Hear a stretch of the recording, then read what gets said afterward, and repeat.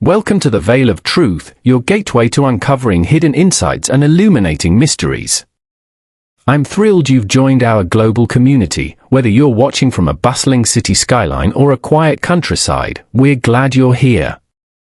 Globe showing Europe, Africa, so tell me, where are you tuning in from today? Chapter 1: The Unexpected Invitation. There was a certain elegance in the way Hercule Poirot arranged his morning routines, an elegance that reflected the order of his mind. Every movement was deliberate, the careful folding of his handkerchief, the precise adjustment of his perfectly waxed moustaches, the ideal measurement of sugar cubes in his chocolate. Nothing in Poirot's life was hurried or accidental. And it was precisely at the moment he stepped away from his breakfast table, intending to inspect a new pair of patent leather shoes, that Miss Lemon entered with the day's post. "A rather unusual letter for you, Mr. Poirot," she said, holding a pale lavender envelope delicately between two fingers, as though it were something alive. Poirot accepted it with a slight bow of his head. "Unusual? Then already, Miss Lemon, the day becomes interesting. I approve."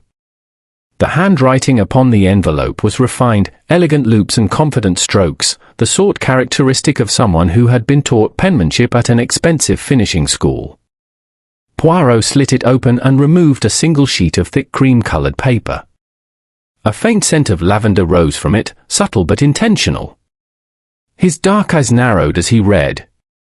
"Monsieur Poirot, I beg you to come to Glass Garden Hall at once. What threatens here is not merely a crime, but a tragedy. Lady Rosalind Vane." Poirot read the letter twice more, then looked up thoughtfully. "Curious, is it not, Miss Lemon? She writes as one who knows danger, but does not name it. She fears tragedy, yet says nothing of what form it may take. And she signs her name with firmness." Miss Lemon pursed her lips. "You've never been involved with the Vanes before, have you, sir?" "No, but I know of them. Sir Edgar Vane, an inventor with a flair for the dramatic. A man who preferred mechanisms to humanity. He constructed that extraordinary glass conservatory, half science, half madness."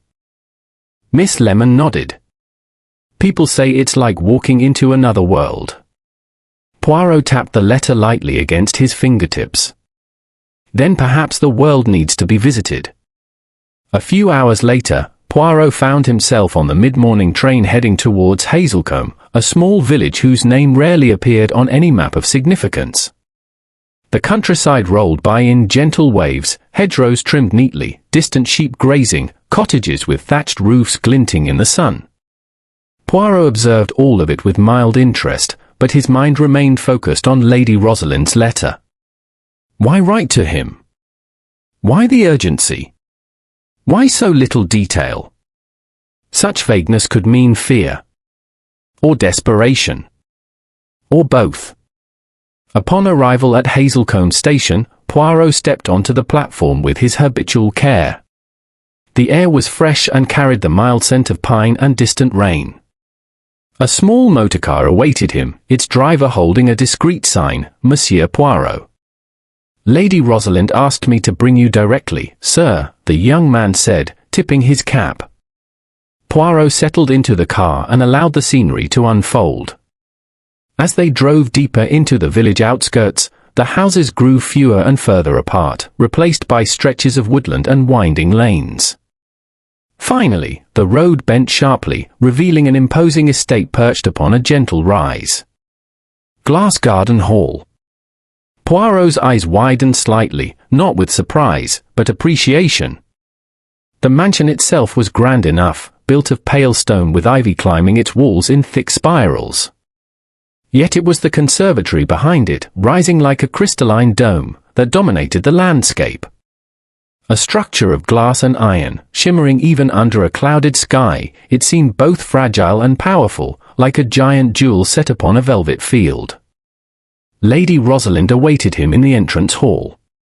She was a tall woman, slender but not frail, with dark hair gathered in a neat twist.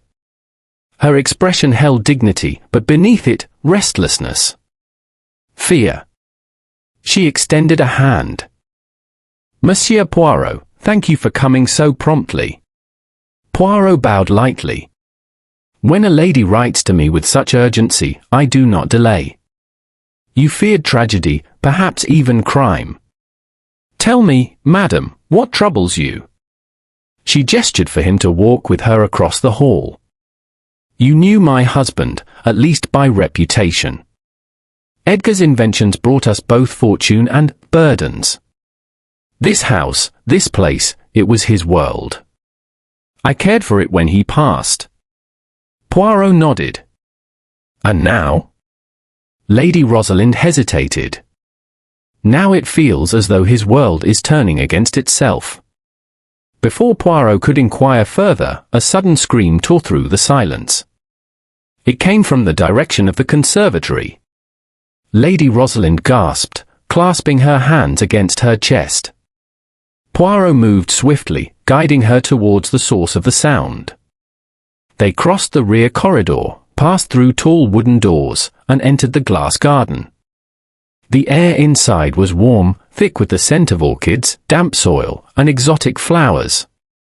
Sunlight filtered through the transparent dome, casting green-tinged beams across the stone floor.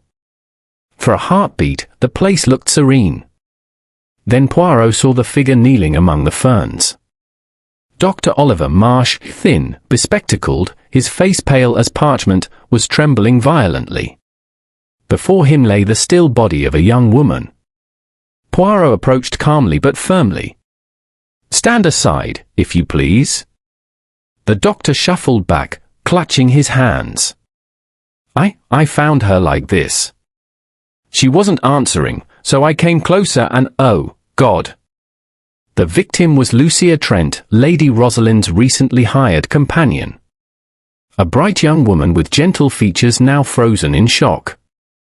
She lay face down, her arm bent unnaturally, her hair spread across the stone.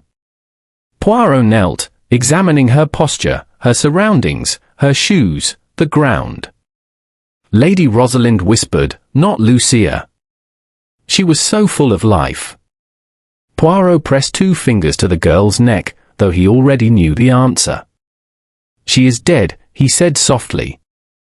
The glass garden, once so peaceful and glowing, had become a chamber of death.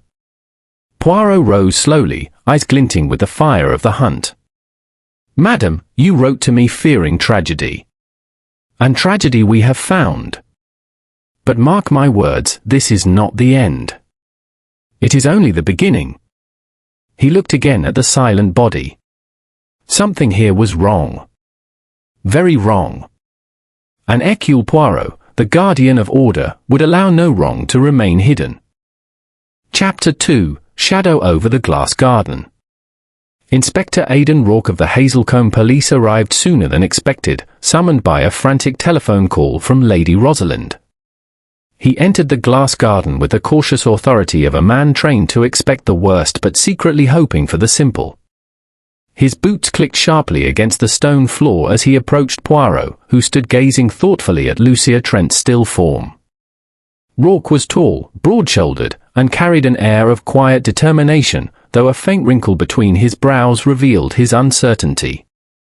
Hazelcombe did not often host violent incidents. Missing sheep and petty vandalism were the peak of local excitement. A death, especially a suspicious one, was unfamiliar territory. "Well, Monsieur Poirot," the inspector began, clearing his throat. "From the look of things, she slipped. Floors get slick in warm conservatories. Stones uneven, too." He crouched, gesturing vaguely. "See there? Bit damp. A simple accident, I'd say." Poirot clasped his hands behind his back, his moustaches twitching with faint irritation. "Simple, mon ami? Nothing about this is simple." Rourke frowned. "You disagree?" Poirot knelt gracefully beside the body again. "Observe the shoes of Mademoiselle Lucia. Hardly any moisture upon them. If she had slipped because of water, her soles would show the evidence. And look, only certain patches of the stone are damp, not all." Had she fallen from a mere misstep, her fall would have been more natural. This is calculated. Lady Rosalind stood behind them, trembling, her hands gripping the railing of a nearby plant stand. She would never have come here alone at this hour, she whispered. Lucia was timid at night. She hated the shadows. Poirot rose and looked around slowly, absorbing every detail beneath the towering fronds and glistening panes. The glass garden might have been beautiful, but it was also deceptive, full of hidden corners, shifting reflections, and quiet spaces where a predator could wait unseen. Other members of the household began drifting in, drawn by the commotion or summoned by worried servants. Jonathan Vane, Lady Rosalind's stepson, was the first to stride in. He possessed a sharp, polished charm but wore it uneasily, as though the mask slipped whenever no one noticed. He pushed a hand through his dark hair. "What's going on? Rosalind, are you all right?" He glanced at Lucia's body and stiffened. "Good Lord." Helena Vane, Jonathan's wife, followed closely. She was elegant, statuesque, and every inch the society woman, though her eyes were cold, glacial, calculating. Her gaze flicked over Lucia's lifeless body with an expression not of shock, but of thinly veiled irritation. Then, almost reluctantly, Martha Clay, the housekeeper, stepped into view. Her expression was carefully neutral, but her eyes, sharp and restless, betrayed a deeper unease. Poirot turned to Lady Rosalind gently. "Madam, I must ask, did Lucia have any enemies? Anyone who disliked her?" Helena exhaled sharply. "Enemies? Nonsense. She was as harmless as they come." Though, she hesitated, then lifted her chin.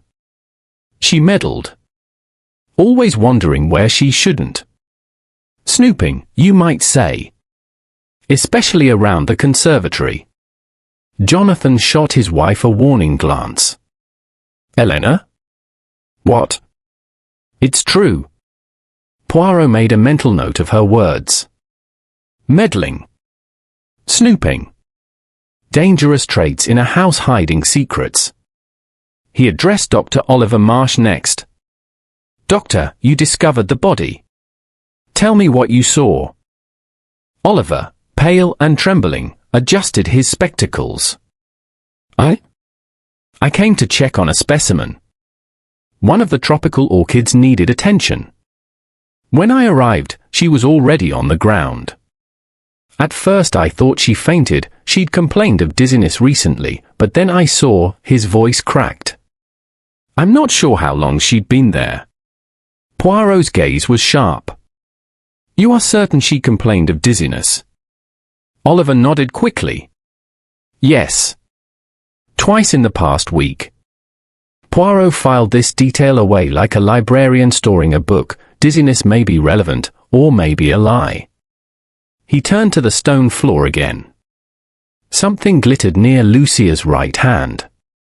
A single shard of pale blue glass, tiny but unmistakable. Poirot stooped and lifted it carefully with a handkerchief. Jonathan's eyes flicked toward it. What's that from? The dome. No, monsieur, Poirot murmured.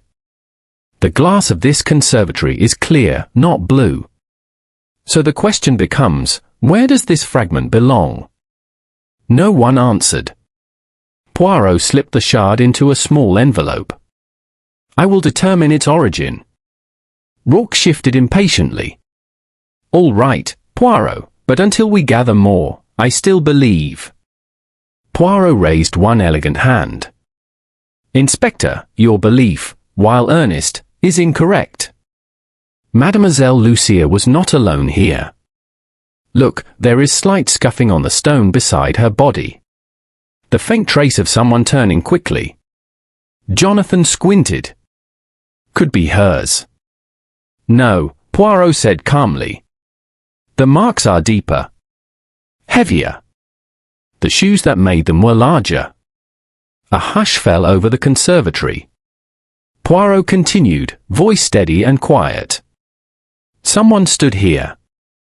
Someone close enough to reach her in the final moments. Lady Rosalind inhaled sharply. "Are you saying Lucia was murdered?" Poirot turned to her with grave courtesy.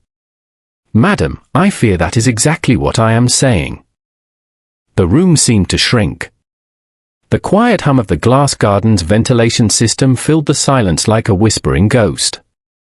Inspector Rourke took a step back, visibly shaken. "All right. Very well. We consider it suspicious.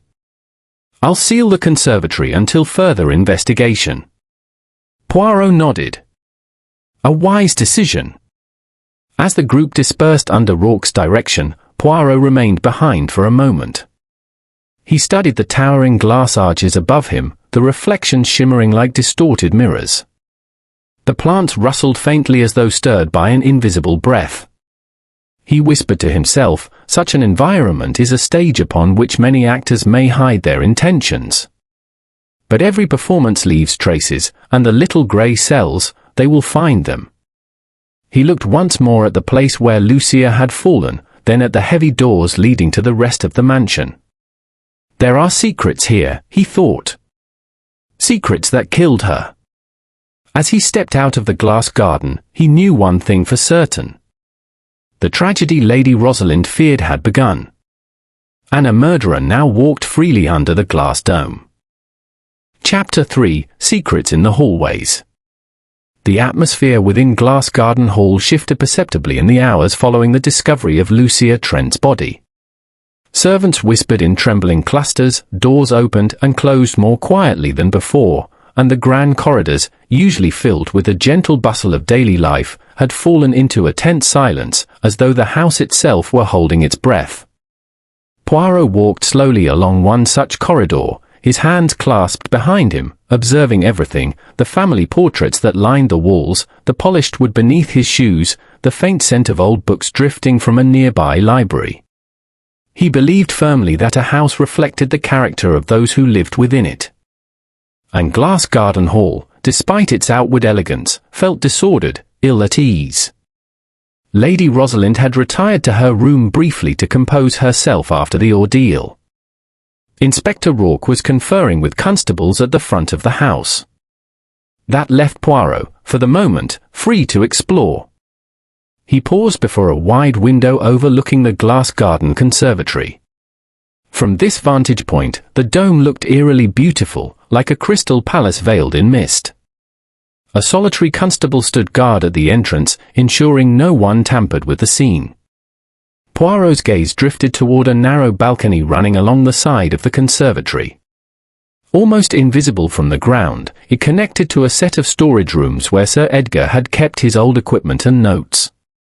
Interesting, Poirot murmured to himself. A balcony, a vantage point, a place where one might observe unseen. Footsteps approached behind him, soft, controlled. Helena Vane. Still brooding over that dreadful place, she asked, folding her arms. She had changed into a dark teal gown and looked immaculate, though her eyes still glittered with cold detachment. Poirot inclined his head politely. "Madam, one does not brood. One observes." Helena gave a thin smile. "Of course you do. You are the famous Hercule Poirot. Though I must say, this whole thing seems unnecessary. Lucia wasn't important." Poirot turned to her fully. "Not important? But she is dead, madam. And the dead are owed justice." Her expression flickered, regret, or annoyance, briefly before the cold facade returned. "I meant only that she was hardly someone to inspire great mystery. She was timid. Plain. A bit lost, really." Poirot noticed something in her tone. Not grief. Not shock.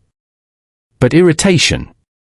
"Might I ask, madam," he said, "how well did you know Mademoiselle Lucia?" "I barely spoke to her, really. She followed Rosalind around like a shadow. Always asking pointless questions." Helena shrugged. "Truthfully, I found her tiresome." Jonathan felt the same. Poirot's eyes sharpened. Jonathan felt the same? Curious. He seemed more unsettled by her death. Elena's smile thinned. My husband is unsettled by anything that disrupts the routine. He dislikes complications. Poirot bowed slightly, letting her words settle. Merci, madame. You have given me something to think about. Elena watched him for a moment, something calculating flickering behind her eyes. Then she turned and walked away, her heels clicking lightly along the polished floor. Poirot continued down the corridor, noting every detail. He had not missed the defensive edge in Elena's voice, or the way she had so swiftly dismissed Lucia's importance. A woman who reacts with annoyance to death is a woman with something guarded in her heart. He turned a corner and nearly collided with Dr. Oliver Marsh, who was pacing anxiously outside the library, muttering to himself. Doctor, Poirot said gently, you appear troubled. Oliver jumped as though stung. Monsieur Poirot. Yes, well, of course I'm troubled. Lucia, her death, it was horrible. And I cannot stop thinking that perhaps I could have prevented it. Poirot raised a brow. Prevented it? How so? Oliver dabbed his forehead with a handkerchief. She came to me last week. Said she didn't feel well. Blurred vision, dizziness, sharp headaches. I ran a few basic checks but found nothing alarming. I assumed it was exhaustion. She worked long hours. I may have been wrong. Poirot studied him keenly. You believe she suffered from an illness? Possibly, Oliver whispered. Or perhaps something more sinister. Sometimes plants in the conservatory release strong fragrances. Some could trigger migraines or disorientation. He swallowed. I warned Rosalind once that the environment could become dangerous without proper ventilation. Poirot absorbed this quietly. Doctor, did Lucia say anything else? Anything out of the ordinary? Oliver hesitated, too long. Poirot leaned in slightly. You recall something? She said she felt watched, Oliver murmured. She thought someone was following her inside the manor. She didn't say who. Poirot nodded slowly. Merci, Doctor. That information may prove vital. Oliver looked startled. Do you really think she was being watched? Poirot smiled gently, though his eyes were sharp. My friend, in a house full of secrets, one must always consider the possibility. Later that afternoon, Lady Rosalind rejoined Poirot in the reading parlour, a quiet room lined with books from floor to ceiling. She wore a soft shawl over her shoulders, and though she appeared calmer, fatigue lingered in her eyes. I apologize for earlier, she said. Lucia was dear to me. She was more than a companion. She was someone who understood me. Poirot nodded sympathetically. Madam, grief is no weakness. Tell me, how did Mademoiselle Lucia come to be employed here? She responded to an advertisement, Lady Rosalind replied, seating herself near the fireplace. A well-written one. She said she admired Edgar's work and wished to assist with cataloguing his remaining manuscripts.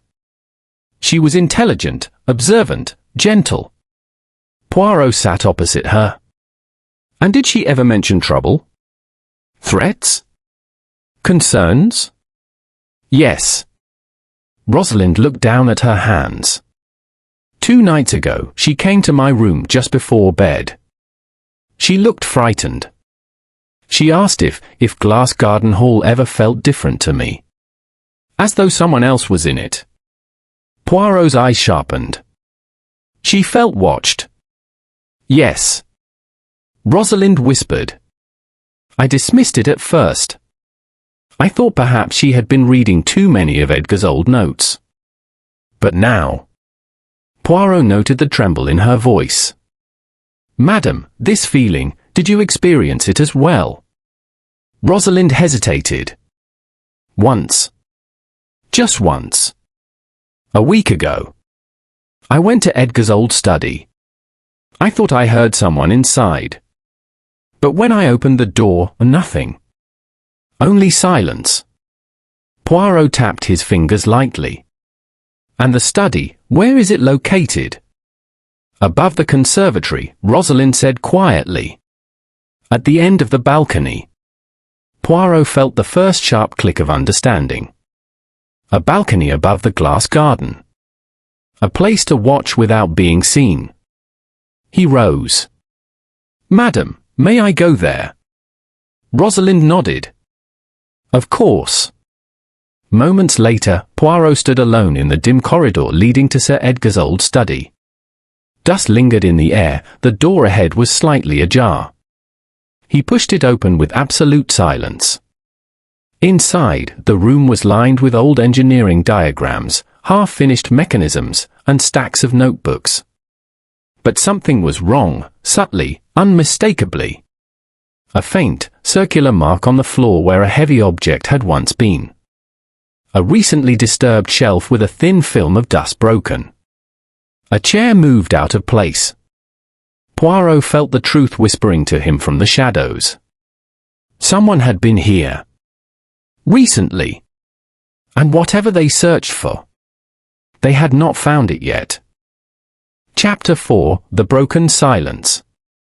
The following morning dawned pale and muted, as though the sun itself felt hesitant to shine upon Thornbridge Hall. Poirot rose earlier than usual, his mind already occupied with the curious fragments left from the previous night, the poisoned tea, the secretive walk in the fog, and Miss Finch's trembling confession. He dressed with meticulous care, his tie perfectly aligned, his moustaches waxed to symmetrical precision, before descending to the dining room. Emily Thornbridge was already there, seated stiffly at the head of the table, her teacup untouched. Dr. Kedwell stood beside her, fussing over the kettle with a nervous energy more suited to a laboratory assistant than a country physician. Phoebe hovered by the sideboard, trying and failing to appear invisible. "Good morning, Mademoiselle," Poirot greeted Emily warmly. "I trust you rested." "It was an uneasy night," she replied. "I keep thinking someone may try again." Her eyes darted around the room, landing briefly on each of her companions, as though any one of them could be a potential killer. Poirot took a delicate sip of his coffee before responding. "Have no fear. Hercule Poirot is here. And he has some questions." At that moment, Miss Finch slipped into the room, her usual composure slightly improved from the evening before, though her hands trembled as she poured herself tea. Poirot waited until everyone was seated before he continued. "Madame Thornbridge, someone attempted to poison you. I believe the answer to why lies buried somewhere in this house, alongside your gardener." Emily's expression tightened. "We still have no confirmation it was murder. Martin's death was odd, yes, but not impossible." "Odd," Poirot echoed, "is a word that interests me very much." The group exchanged uncomfortable glances. Poirot set down his cup. "Last night, certain things came to light. And this morning, I must ask you all to stop holding anything back. Secrets," he continued, glancing at Miss Finch, "will only place you in greater danger." Miss Finch's shoulders stiffened. Dr. Kedwell cleared his throat. "Surely you aren't implying the household is full of liars?" Poirot gave a soft, courteous smile. "Doctor, every household is full of liars. Some lie to protect themselves, some to protect others, and some lie simply because they are ashamed of the truth." Emily looked pained. "What would you have us do? Tell me what you have not told the police." Poirot leaned back in his chair. "Particularly regarding Martin Hale." For a long, uncomfortable moment, no one spoke. Then, unexpectedly, it was Phoebe who stepped forward. "There's something I didn't say," she whispered. I should have, but I was afraid." Poirot gestured for her to continue. Phoebe's eyes shone with tears. I told everyone I found Mr. Hale lying in the glass garden during my morning chores. But that wasn't the truth. I saw him the night before. He was arguing with someone. Emily gasped. Phoebe, why didn't you tell us this? Because I didn't see who it was, she cried. It was too dark. Just two shadows in the glass dome. One of them was Mr. Hale. The other, she shook her head. I only heard a man's voice say, "You're making a mistake." She can never know. Poirot's eyebrows rose. She can never know. Interesting. Dr. Kedwell turned pale. Phoebe, are you certain? Yes, she said. Very. Poirot clasped his hands thoughtfully. And this was the night before his death. She nodded. Miss Finch suddenly stood, nearly knocking over her teacup. I have work to attend to. Poirot raised a hand. Sit, Miss Finch. We are not finished.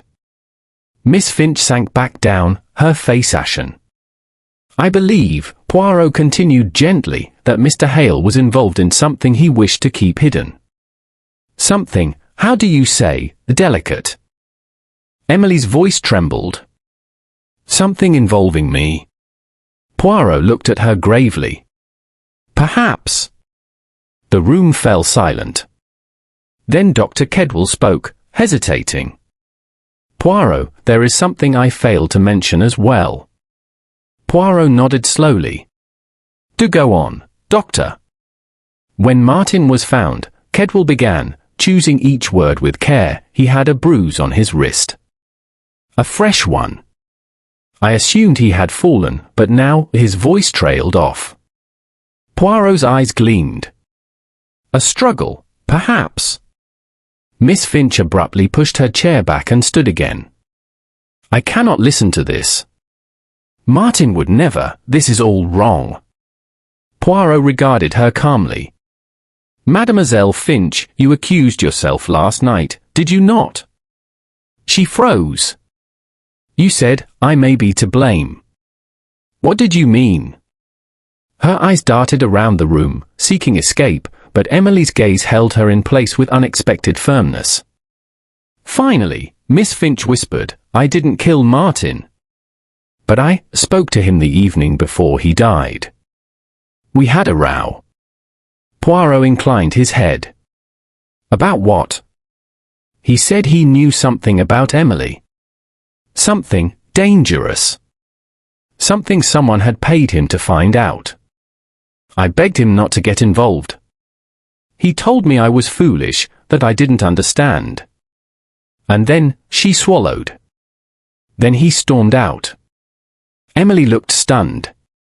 Something about me. Miss Finch nodded miserably. He wouldn't tell me what. Poirot steepled his fingers. And this mysterious someone, did he name them? No. Only that they were from her past. Emily sank back in her chair, stricken. Poirot watched her closely. Madame Thornbridge, you have lived a long and respectable life. Yet someone believes you hold a secret worth killing for.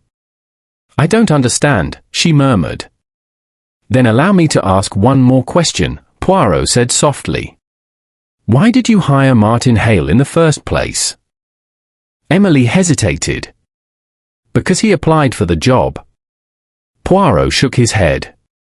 None. It was he who sought you out. Not the other way around. The room froze.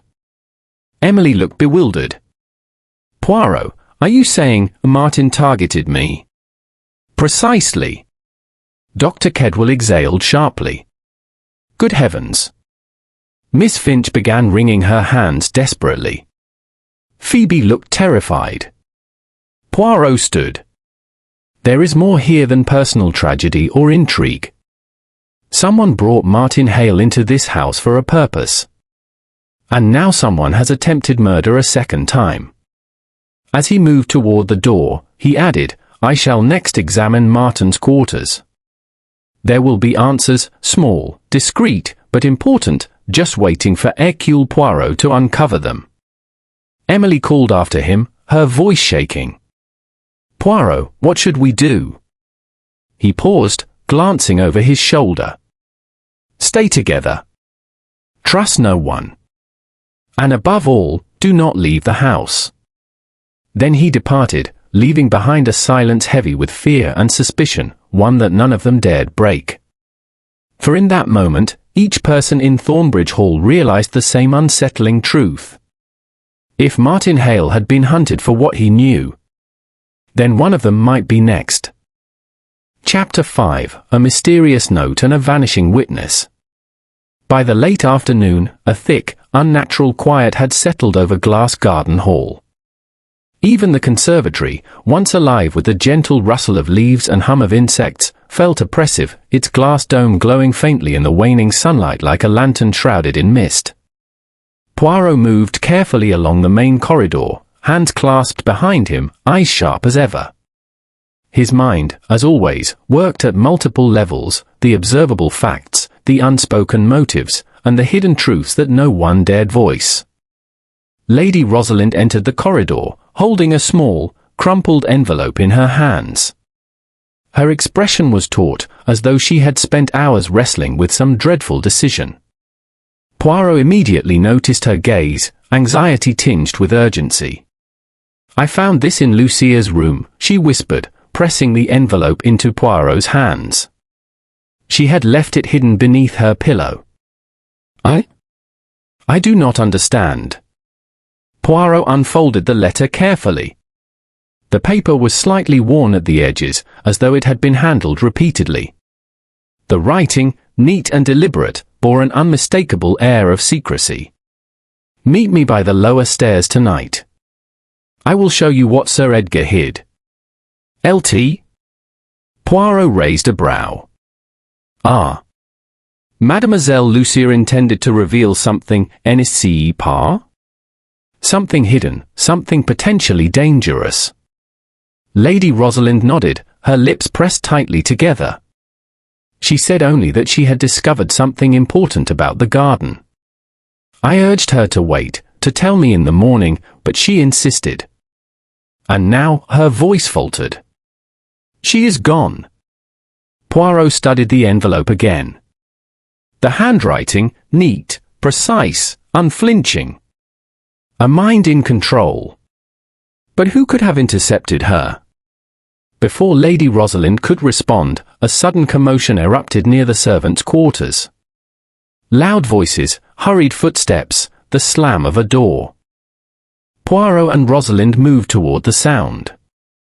There, in the hallway, Inspector Rourke was arguing with Martha Clay, the housekeeper. Martha clutched a small bag tightly to her chest, her eyes bright with defiance and alarm. She's packing! Rourke shouted. Trying to leave. At this hour.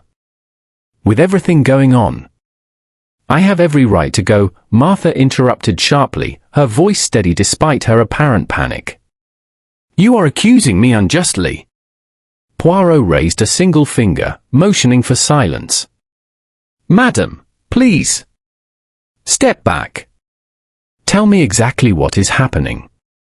Martha's eyes flickered briefly toward Lady Rosalind before returning to Poirot.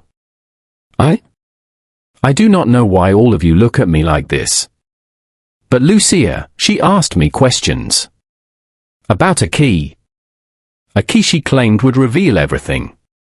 I do not possess it, and I have never seen it.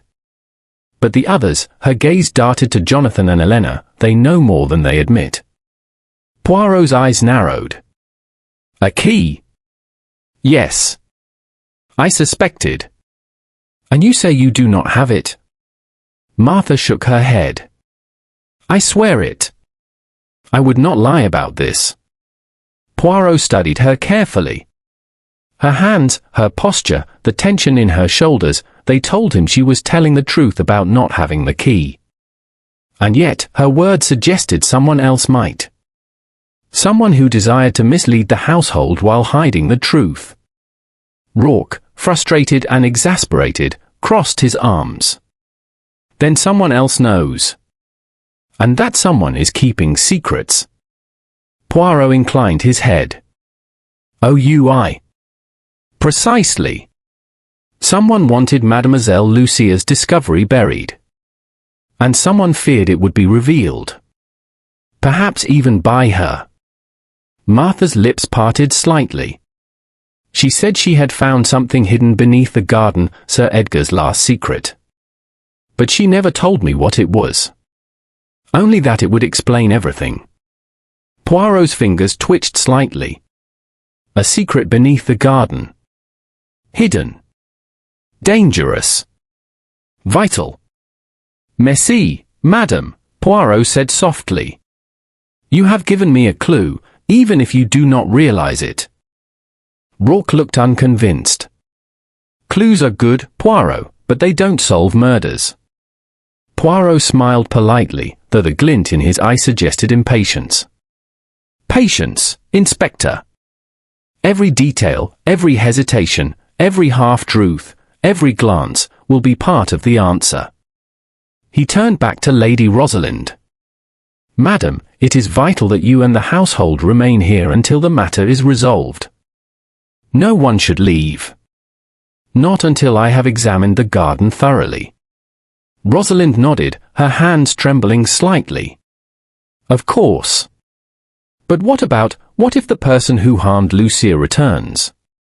Poirot's gaze swept the vast expanse of the conservatory, the shadows beneath the ferns, the glass pathways reflecting 1,000 distorted images. Then we shall catch them. Mais OUI, we shall catch them. Later that evening, the household assembled under Poirot's direction in the glass garden.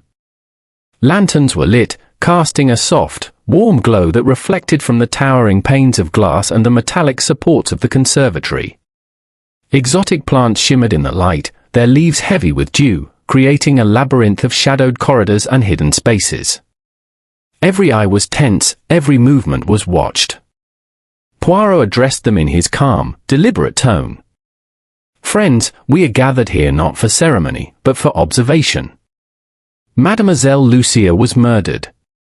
Or at least silenced. And the truth lies within this garden. Jonathan shifted uncomfortably. I don't see why we need a performance in the conservatory. Surely we could work this out elsewhere. Poirot's dark eyes glittered. Monsieur Vane, the garden is not merely decoration. It is the stage upon which the drama unfolded. And every drama leaves traces. Elena's lips thinned. Traces? What traces? Poirot did not answer immediately. Instead, he began to walk slowly through the garden, his eyes scanning every pathway, every bench, every shadow. He stopped at a small alcove, bending down to inspect the stone. A faint smudge, barely perceptible, caught his attention. He lifted it with gloved fingers. Here, he said, holding the evidence for all to see. A footprint. Not from Mademoiselle Lucia. Too large, too heavy. Someone accompanied her. Perhaps more than one person. Martha stepped back slightly. I told you, I saw nothing. I didn't know. Poirot nodded. Yes, madam. And you told the truth. But someone else did not. A sudden noise drew all eyes toward the servants' entrance. A rustle, a shadow, movement, then a small figure darted past and out the doors into the night. Poirot's gaze followed, and he frowned. Another witness, he murmured, almost to himself. Or someone fleeing. Inspector Rourke gritted his teeth. Great. Now someone's running off. Just what we needed. Poirot's gaze swept the assembled household. You see, Miss Amos, secrets do not remain buried forever. Someone tried to take one from Lucia. Someone tried to silence her. And now, perhaps, someone has vanished into the night. Lady Rosalind whispered, her voice trembling. And if they take the key? If they find the secret before we do? Poirot's face was calm, but his eyes were hard. Then we shall be vigilant. And I shall ensure that the garden's mysteries are revealed, not to those who seek to harm, but to those who seek truth. He turned back toward the darkness outside. The night is long, and the shadows are clever. But Hercule Poirot is cleverer. As the group gathered closer, the sense of tension was palpable. The garden seemed to breathe around them, every leaf and frond whispering with the possibility of discovery. And somewhere beyond the glass, beyond the faint glow of lanterns, the vanished witness had taken flight, leaving behind questions, fear, and a secret that would not remain hidden for long. And Poirot, ever methodical, ever vigilant, was ready to uncover it. Chapter 6: Shadows and Suspicions. The night had settled over Glass Garden Hall like a velvet cloak, muffling the countryside into near silence. The wind whispered through the trees, bending the willow branches over the estate like long, watchful fingers. Inside, the house remained tense, every footstep and whisper magnified by the polished floors and high ceilings. Hercule Poirot sat in the reading parlour, the soft glow of a single lamp illuminating the careful lines of his face. His dark eyes, bright with thought, scanned the evidence he had already collected, the shard of blue glass, the footprints in the conservatory, the mysterious letter left by Mademoiselle Lucia, and the strange footprint smudge that seemed almost deliberate in its placement. The housekeeper's words and the frightened observations of Phoebe, the maid, ran through his mind like threads awaiting the precise knot. "Ah, mon ami," he murmured to himself, "how cleverly your murderer moves among us, like a shadow, leaving just enough for the little grey cells to work, but never enough to be certain." The quiet of the house was suddenly broken by soft, deliberate footsteps on the stairs. Poirot straightened and rose, his moustaches twitching slightly. A figure appeared in the doorway, Jonathan Vane. He had changed into dark clothing, looking tense, his face pale under the lamp's glow. "Poirot," Jonathan began, his voice low and hurried. I need to speak with you." Poirot gestured toward the chair. "Sit, monsieur. You have something to confess, perhaps." Jonathan shook his head. "No. I believe someone is following me. I think someone is trying to mislead us all, someone very clever." Poirot nodded slowly. "Clever, yes. But cleverness often leaves subtle traces." He tapped the blue glass shard he had placed carefully on the table. "Consider, monsieur, the fragment of blue glass. Not from the conservatory, none? And yet found near Mademoiselle Lucia's body. Someone wanted it discovered, or someone clumsily left it behind. Observe, a detail small, seemingly insignificant, but meaningful." Jonathan's frown deepened. "You think the killer left clues on purpose?" "Not necessarily on purpose," Poirot replied, "but the result is the same. We know something was hidden beneath the garden, a secret Sir Edgar had. And someone feared it being discovered. That person follows the evidence." Jonathan looked over his shoulder, suddenly anxious. "Do you think, could it be someone inside the house?" "Mais oui, monsieur. That is why we observe all shadows. Even those who appear innocent may conceal intentions." A soft knock at the door interrupted their conversation. Poirot's gaze shifted. "Enter." Lady Rosalind stepped into the room, wrapped in a thick shawl, her expression pale but resolute. "Monsieur Poirot, I have been thinking about Lucia. She said she found a hidden compartment in the garden. I never imagined Sir Edgar would leave anything behind, but if he did, what could it be? Something dangerous? Something valuable?" Poirot walked to the window, studying the reflection of the hall in the glass. "It is always the unexpected, madam. The very thing we dismiss as impossible is often the key. Sir Edgar, as I understand, was a man of ingenuity. He adored puzzles, Clever mechanisms, traps even. It would not surprise me if he left a secret, accessible only to someone clever and observant, or someone very bold. Rosalind swallowed hard. And you think someone tried to silence Lucia to prevent her from discovering it? Poirot's eyes gleamed. Precisely. And now, we must consider, who among us knew she had the information? Who stood to gain by her silence? Her hands trembled slightly. I do not know. Everyone has been kind to her. Or at least, polite. Poirot shook his head gently. Politeness, madam, is not proof of innocence. Observe. Miss Finch accused herself yesterday, yes? But she had nothing to do with it. The fear, the hesitation, the guilt she felt was manipulated. Someone is clever enough to use human emotion as a tool. He paused, listening intently to the creak of the stairs, the faint whisper of wind through the window. The house seemed alive, almost conspiratorial. Yes, someone moves in silence, observes without being observed. They may even be here now, under the same roof, listening to our conversation. Later, Poirot walked the dim corridors of the hall alone, lantern in hand. His eyes flicked to every door, every shadowed recess, every polished banister. The small footprint smudge in the conservatory had returned in his mind, deliberate, heavy, and yet not fully formed, a trace left by someone confident, yet careless. He paused at the top of the stairs leading to the servants' quarters. The footsteps he had heard earlier, the vanished witness, were too light to be anyone like Jonathan or Dr. Kedwell. They belonged to someone small, agile. Perhaps a maid or a servant. And yet, Phoebe had denied seeing anyone at the time. Poirot's lips curved slightly.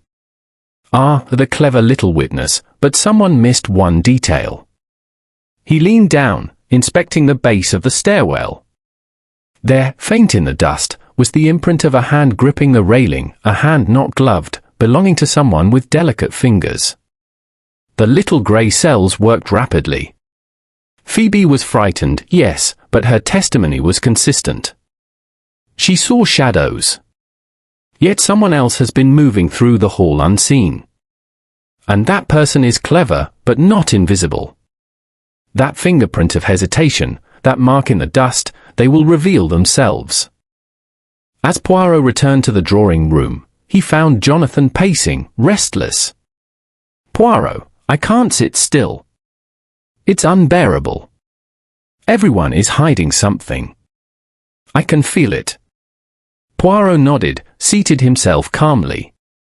Monsieur Vane, tension and fear are excellent tools for observation. But one must not succumb to them. Observe, yes, but with method. Watch for inconsistencies.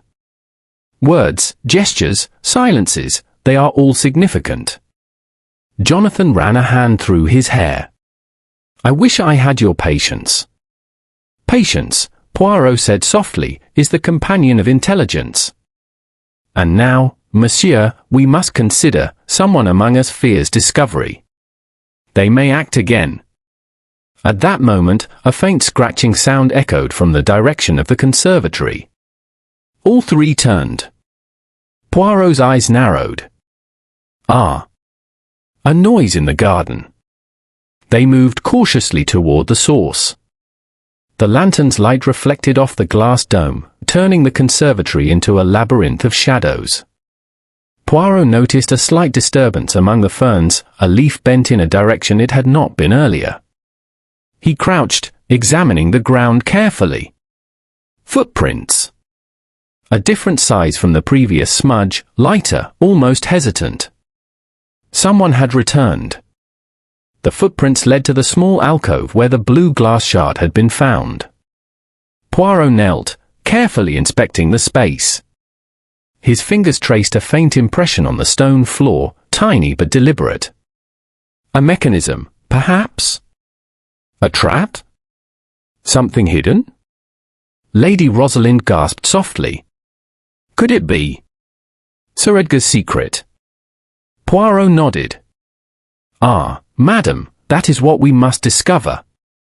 Someone sought to hide it from Lucia. Someone who will act again if necessary." Jonathan whispered, voice tense. "And if they do?" Poirot's gaze hardened. "Then we shall be ready. The shadows may be clever, but I, Hercule Poirot, am cleverer." He rose, glancing at the other two. "Tonight, we watch, we listen, and we wait. For the next movement will reveal the player, and the hidden truth beneath the garden." The wind outside picked up, rattling the panes of the conservatory. Shadows shifted and stretched, flickering across the polished stone. Every leaf seemed alive, and every reflection hinted at a secret waiting to be uncovered. And somewhere in the hall, hidden in the shadows, the murderer watched, bided their time, and waited for the perfect moment to strike again. But Poirot, ever vigilant, was ready. The game of shadows had begun. Chapter 7: The Night of Revelations. The house was unusually silent that evening. Even the usual hum of the conservatory's ventilation system seemed subdued, as though it too waited for what was about to unfold. The household gathered in the drawing room at Poirot's request, a circle of tense, wary faces. Lanterns cast a warm glow, but shadows danced along the walls and furniture, making each movement seem more sinister than it truly was. Poirot rose slowly, hands clasped behind him, eyes sweeping across the room. "Miss Amiss, tonight we shall watch carefully, listen diligently, and observe with unwavering attention. For there are movements in this house that betray more than the words of those who speak." Jonathan Vane shifted uneasily. "I hope this doesn't involve some elaborate trap in the conservatory. I've had enough of death and near misses." Poirot smiled gently. "Patience, monsieur. The danger is not in the garden, but in the hearts of those who walk within it. And the truth cannot be rushed." He moved to the window, gazing out at the glass dome that dominated the estate's rear. The garden shimmered under the moonlight, each pane reflecting faintly like 1,000 watchful eyes. Somewhere within that maze of ferns and pathways lay a secret, Sir Edgar's hidden legacy, and someone else clearly wanted it for themselves. Lady Rosalind, her hands folded tightly in her lap, whispered, "Do you really think the person who silenced Lucia will try again tonight?" Poirot's gaze returned to hers, calm yet sharp. "It is highly probable. Fear drives people to bold actions, and boldness can create mistakes." The first hours passed slowly. The household attempted to maintain a semblance of normalcy. Tea was poured, small talk exchanged, but every creak of a floorboard, every shuffle of a chair, made hearts jump. Poirot watched all of it with meticulous attention, noting details invisible to the casual observer, the way Miss Finch wrung her hands, the slight twitch of Elena's fingers as she sipped her tea, the subtle hesitation in Jonathan's movements. Finally, a faint noise drifted from the conservatory, a light scraping sound, almost imperceptible. Poirot's eyes glinted. "Ah, the shadow returns." He rose and gestured to Inspector Rourke. "With me." Jonathan and Lady Rosalind exchanged anxious glances but followed as Poirot led them toward the glass dome. The garden was alive with moonlight, every leaf and front casting intricate shadows. The faint rustle of foliage suggested movement. Someone was there, somewhere, though hidden. Poirot moved cautiously, lantern in hand, his eye scanning every reflection in the glass panels. Near the alcove where the blue shard had been discovered, the leaves were slightly disturbed, as if someone had brushed past them moments ago.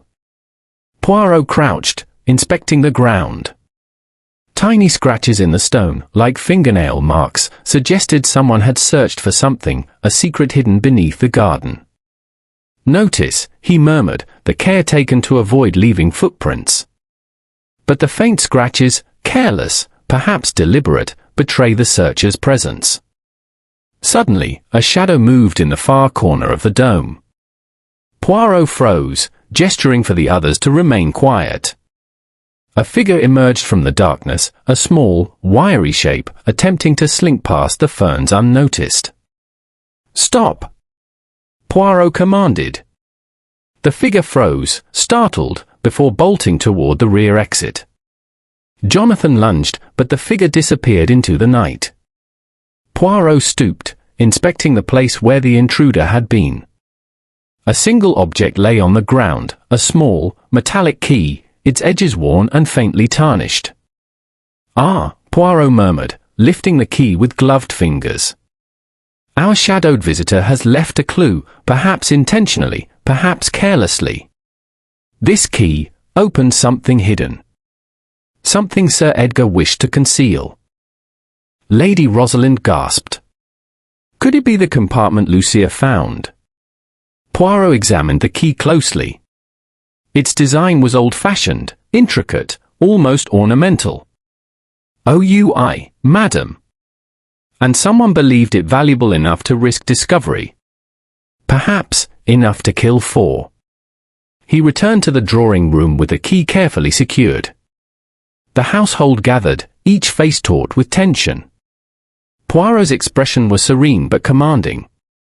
"Miss Amis, we now have the instrument that unlocks the garden secret. But the question remains, who will use it, and for what purpose?" Miss Finch fidgeted nervously. "Do you think it's someone here, Poirot?" "Mais OUI," he replied. "The danger is rarely outside when it can exist within. Someone among us seeks to conceal a truth, or to claim it for themselves. And this someone believes they are clever. But no one is cleverer than the little grey cells." Inspector Rourke interjected, "So what do we do?" "We sit here with the key, waiting." Poirot shook his head. "None. We watch. We listen. And we prepare." Hours later, a subtle shift in the atmosphere alerted Poirot. A faint noise, a soft rustling, came from behind a large fern near the conservatory doors. He approached silently, lantern in hand, the others trailing closely behind. The sound repeated, deliberate, cautious, almost rehearsed. Poirot's keen eyes caught movement, a shadow attempting to merge with the darkness. In one swift, graceful motion, he advanced, trapping the figure against the wall. It was Phoebe. Her face was pale, and her eyes wide with fear. "Monsieur Poirot?" I couldn't. I had to see." Poirot held a finger to his lips. "Calm yourself, mademoiselle. Speak carefully. What compelled you to move unseen through the garden?" Phoebe swallowed hard. "I found the key. Lucia told me where it might be hidden. I wanted to see for myself before anyone else. I didn't mean. I didn't." Poirot's eye softened slightly. Your curiosity can be dangerous, n'est-ce pas? But you acted in fear and secrecy, and now you have brought yourself into peril." Phoebe shook her head. "I only wanted to protect her secret. I didn't want anyone to take it. I wanted to ensure Lady Rosalind's safety." Poirot examined the key in her hand. "And now, you have inadvertently led us to the threshold of discovery." He gestured toward the far corner of the conservatory, where the ground beneath the ferns appeared slightly raised. "See here?" A panel, nearly invisible. And behind it, the compartment Sir Edgar created. Someone was already searching for this. Someone who did not wish for Lucia's discovery to come to light. The household watched, breathless, as Poirot inserted the key. The lock clicked, and a small compartment opened, revealing a collection of documents, a few metallic tools, and a rolled parchment sealed with Sir Edgar's crest. Poirot lifted the parchment carefully. "This will explain everything. But we must proceed with caution. The final act is near. The shadows will move again before the night is over." Lady Rosalind whispered, "Could it explain who killed Lucia?" Poirot's gaze was steady. "Perhaps, madam. Perhaps. For every secret Sir Edgar left behind contains both danger and revelation. And soon, all shall be revealed. As the household gathered closer, shadows lengthened beneath the glass dome, reflecting the tension and fear in every eye. Outside, the wind picked up again, rattling the panes. The garden seemed alive, whispering secrets, hinting at truths yet undiscovered. And Hercule Poirot, methodical, vigilant, and ever-perceptive, knew one certainty: the next movement in this intricate game of shadows would expose the guilty party, and finally, Lucia Trent's death could be understood. The stage was set. The final revelations were close. And the truth, as always, would be precise, inescapable, and brilliantly unveiled. Chapter 8: The Garden Secret Revealed. The night had grown darker, the moon hidden behind heavy clouds, leaving Glass Garden Hall shrouded in near-total shadow. Only the soft glow of lanterns inside the conservatory provided illumination, casting long, wavering silhouettes against the walls and the glass dome. The household had gathered once more, their faces etched with exhaustion, fear, and anticipation. Every movement seemed measured, every whisper carefully considered, for all knew the final confrontation was imminent. Hercule Poirot stood in the center of the room, the small key resting in his gloved hand. His eye swept across the assembled group: Lady Rosalind, Jonathan and Helena Vane, Miss Finch, Phoebe, Dr. Kedwell, and even Inspector Rourke. Not a single soul could escape his scrutiny. "Miss Amos," Poirot began, his voice calm, commanding, "tonight, the truth shall emerge." Every subtle gesture, every hesitation, every word spoken in secrecy, it has led us to this very moment. The little grey cells have worked tirelessly, and now the garden secret will reveal itself. He paused, letting his words settle. First, we must consider the events that led to Mademoiselle Lucia Trent's untimely death. She discovered something, a secret concealed by Sir Edgar, one he considered too important to leave exposed. But someone here wished to prevent her from revealing it. He held up the key. And that someone believed the key to the hidden compartment would grant them power, knowledge, or perhaps the chance to manipulate others. Yet the person underestimated one vital fact: the key does not merely unlock a compartment, it unlocks a truth visible to those who look carefully. Poirot walked toward the small alcove beneath the ferns. With the key, he opened the hidden panel, revealing the same compartment discovered the previous night. Inside lay a collection of documents, engineering diagrams, and a sealed parchment bearing Sir Edgar's crest. Poirot held the parchment delicately, then addressed the room. Mademoiselle Lucia found this. She understood that within these documents lay the explanation for much that had been hidden in this household, and for the strange behaviour we have observed. The question is, who among you feared her discovery enough to attempt murder? He turned slowly toward Jonathan Vane. You, monsieur, sought to protect your wife, yes? But your motives were transparent: fear of scandal, perhaps, but not malice. Jonathan swallowed, nodding reluctantly. Poirot's gaze then fell upon Dr. Kedwell. And you, Doctor, were concerned for Lady Rosalind's safety, yet your involvement was minor. You tried to interpret symptoms, to prevent harm. Your errors were professional, not criminal. He moved to Helena Vane, who stiffened under his steady scrutiny. Ah, madam, you were clever, yes.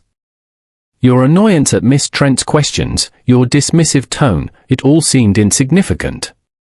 But you feared exposure. You hoped that silencing Mademoiselle Lucia would protect something you had sought to conceal. Yet you were careful not to leave evidence. Very clever, indeed, but not clever enough. Helena's lips parted, as if to protest, but Poirot raised a gloved hand. Patience, madam.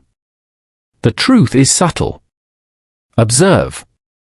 He turned toward Miss Finch, who was still trembling. Ah, mademoiselle, your guilt was feigned. Your fear real, yes, but you were manipulated. Your hesitation, your half-confessions, they served another's purpose. You played a role without knowing the full plot. Poirot's gaze shifted finally to Phoebe, whose hands clutched the lantern tightly. Phoebe, your movement in the garden last night brought the key to light, but you acted to protect, not to harm. Your motives are pure. The inspector shifted uneasily, realizing the circle was narrowing. Poirot's eyes returned to Lady Rosalind. And you, madam, you were perhaps the only one unaware of the precise danger. Yet even you, dear madam, were a target because of past actions long forgotten by others, but not by those who wished to manipulate your household. Poirot held the parchment aloft, then carefully broke the seal. Unrolling it, he revealed a detailed plan, diagrams of a secret mechanism beneath the garden, blueprints for hidden compartments, and a ledger documenting Sir Edgar's last project, a record of debts owed to influential people, and correspondences that exposed blackmail and manipulation. The secret beneath the garden, Poirot explained, was not merely a hidden space. It was a revelation, evidence that Sir Edgar had been aware of schemes among his acquaintances, schemes that could ruin reputations, destroy fortunes, and create chaos. Mademoiselle Lucia discovered it, and thus became a threat. Poirot lowered the parchment and looked at Helena Vane. Her hands were now clasped tightly before her, and her face had paled. You, he said softly but firmly, knew the potential of this secret. You feared exposure, not for yourself, perhaps, but for what it could reveal about your alliances, your manipulations. You arranged to silence Mademoiselle Lucia, to prevent her from reaching the truth, and you tried again to control the situation through intimidation and threats. Helena's composure cracked. She took a step back. I didn't mean to. I only... Poirot nodded slightly. Yes, madam. You acted under fear and opportunity. The footprints, the disturbed dust, the careful movements in the garden, all your doing. You underestimated the vigilance of others, and most of all, the patience of Hercule Poirot. He gestured to the key. This key, madam, brought to light not only the hidden compartment but also your misjudgments. The traces you left, the small scratches in the stone, the hesitation in the footprints, revealed your involvement. And your attempt to vanish into the shadows failed, because the little grey cells perceive what the eyes may miss. Helena's eyes widened, and she sank into a chair, defeated. You always see everything, don't you? Poirot inclined his head politely. Mais oui. One must observe. One must notice the subtle, the inconspicuous, the emotional reactions that betray truth. And in this house, with this mystery, there was much to notice. He turned to the others. The matter is resolved. The person responsible for Mademoiselle Lucia's death and for the attempts to conceal Sir Edgar's secret is now revealed. She will face justice. Lady Rosalind exhaled deeply, tears glimmering in her eyes. I cannot believe it. All this time, hiding in plain sight. Poirot smiled gently. Ah, madam, the truth is often closest when it is least suspected. Human nature is predictable, if one observes with care and reason. He rolled the parchment and placed it carefully back in the compartment. Sir Edgar's secret is now safe, and those who would misuse it are exposed. But let this be a lesson, the smallest detail can change the course of events. A footprint, a hesitation, a word spoken too softly, these are the instruments of revelation. Inspector Rourke nodded, taking notes. Remarkable, Poirot. As always, your deduction is flawless. It's almost unbelievable. Poirot bowed slightly. Merci, Inspector. But remember, it is not magic, only observation, logic, and understanding human behaviour. One must always attend to the little grey cells, for they are the true detectives of the mind. Phoebe and Miss Finch exhaled in relief, while Jonathan Vane shook his head in disbelief. Lady Rosalind's hands rested on the arm of her chair, still trembling, but her expression was one of gratitude and relief. Poirot stepped toward the window and gazed at the quiet garden beneath the moonlight. The night has been long, Miss Amos, but the shadows now recede. Truth has been revealed, and justice is assured. Let us hope that the garden may now be a place of peace, rather than one of fear. The wind shifted, stirring the leaves softly. In the stillness, the house seemed to exhale as well. All was quiet. Finally, the mysteries resolved, the danger ended, at least, for now. Poirot straightened, his hands clasped behind him. And so, the enigma of the glass garden is concluded. Yet let us never forget, the smallest detail, the quietest gesture, and the most subtle fear, these are the true instruments of detection. And in that knowledge, we find safety, understanding, and, above all, the satisfaction of justice achieved. The household nodded silently, and for the first time in many days, a sense of calm settled over Glass Garden Hall. The moon emerged from behind the clouds, bathing the garden in silver light, and the air, once heavy with tension and fear, became serene. And Hercule Poirot, ever meticulous, ever elegant, and ever brilliant, knew that the truth, when observed with patience and the little grey cells, would always prevail.